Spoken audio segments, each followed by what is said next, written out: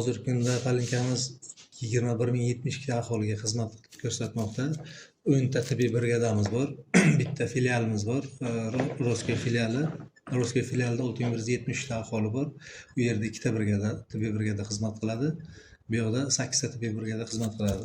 Men Ostonova Qizbebe, shu Ulfat bebe mahallasida yashayman. Ana yuragim kasal, 2 marta infarkt olganman. Doim doktorlar bor, xabar oladilar. Ana shu yerdan o'smalarni olaman, ukollarni olaman. Ana yaxshi yordam ko'rsatadilar.